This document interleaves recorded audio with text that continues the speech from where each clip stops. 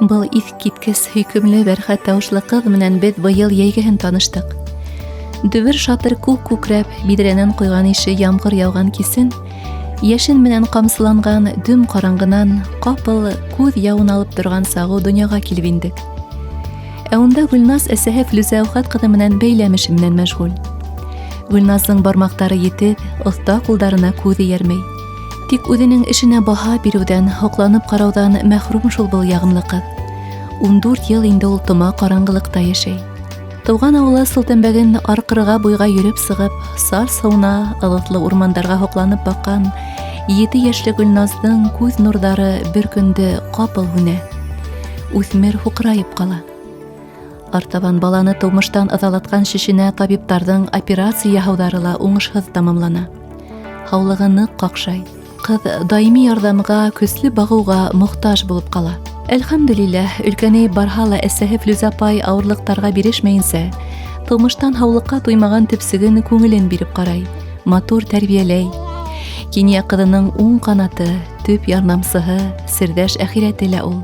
Район үҙәге асҡынға күскәс, тормошобоҙ күпкә еңләйҙе, күңелерәк тә була башланы, тип шөкрәнә ҡыла Флүзә Әүхәт ҡыҙы. Үзебезнең мында районныҡа дихин бізге үзіме килерсін деді де, ана шундан шул йылны бізге квартира берілді. 19-шы йылны мында сықтық, үш қыш қышладық уже қазір. Рәхмәтлі біз барысына да, өзіміздің хөкүмәтебезге де барысына да рәхмәтлі біз. Больницабыз яқын, бар нәрсе де яқын, ауылда бик ауырыйды яшәү бізге. Bir шәптән бір қыз сирләп китә иде, техника эзләргә кирәк. Мында бигерәк ныҡ шатбыз. Дусларыбыз, туғаннарыбыз, туғаннарыбыз күп, барысы да киләләр, хәл беләләр. Килеп тора, Аллаға шөкөр. Флүзә апай һеҙ намаҙҙа бит. Минең ҡартатайым элек-электән үк, нейҙә үк менә 79-нчы йылны вафат булды. Мин мәктәптә уҡый идем әле. Алар жыйылышып намаз уҡыйлар. Элек бит инде йәшерен генә иде, алай күрсәтеп юҡ иде. Минең ҡартатайым Гөмбә ауылына ҡабылғас, Гөмбәдән ҡунаҡлар килә иде, Дини бабай белән әбейләр. Шунан ҡартайым Султанбикнеке булғас, Султанбиктән киләләр, бер-берсенә йола буйынса бәйрәмнәр булған сайын бер-берсенә ҡунаҡҡа йөрөйләр. Мин бик ҡызыҡсынып аларға ҡарай идем инде. Шунан беренсе тормош иптәшем вафат булды. Менә икенсегә барғас, ҡызымның әтәсе ҡәйнәм була инде. Ҡәйнәм тоже нейҙә Дини булғас, намаз уҡығас, минең ҡызыҡсынғанымды белгәс, ул миңә намазлыҡ китереп бирҙе, доғалар китереп бирҙе. Иң яҡын дустым дип әйтсәм дә була инде. Бергә гел ҡуйнашып йәшәдек инде, Шәүи апа.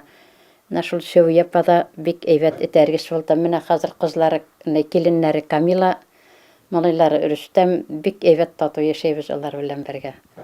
Нимәдән башланды һинең был шөғөлөң? Ниндәй эштәрҙән? Иң беренсе төрлө тапочки, төрлө нәрсәләр килеп сыға иде. Башлағас та килеп сыҡты инде. Ырғаҡ менән бәйләү. Эшеңде ырғытманың инде, килеп сыҡмай тип. Юҡ, ныҡ оҡшады. Арымайһыңмы бәйләгән саҡта?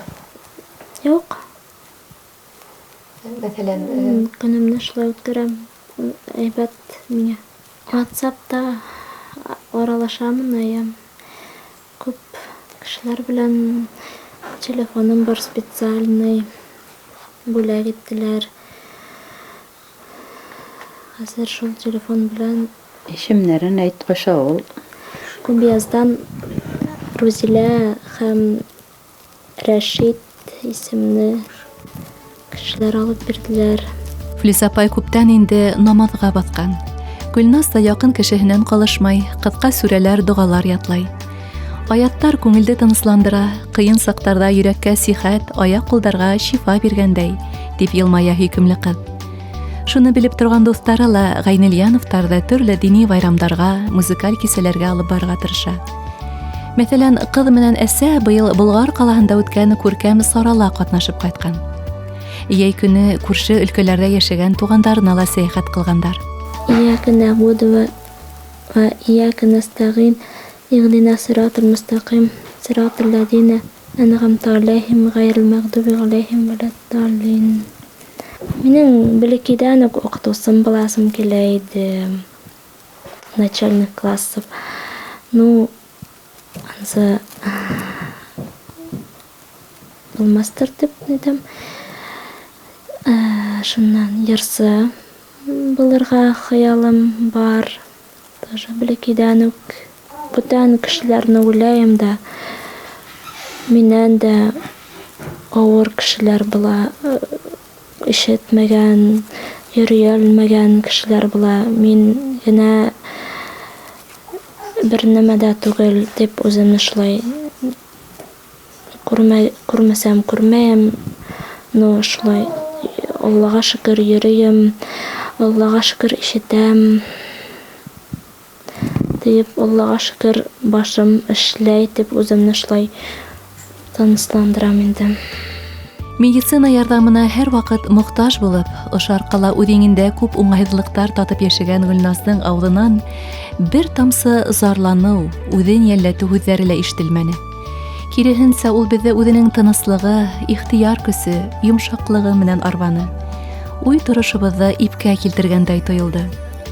Ҡыҫҡа ғына ғүмерендә иҫәпһеҙ-һанһыҙ һынау аша үтеп, яҡты донъяның матурлығына һоҡланыуҙан мәхрүм ҡалып та, күңеле төшмәгән, сибек кенә күренһә лә ҡанаттары һынмаған.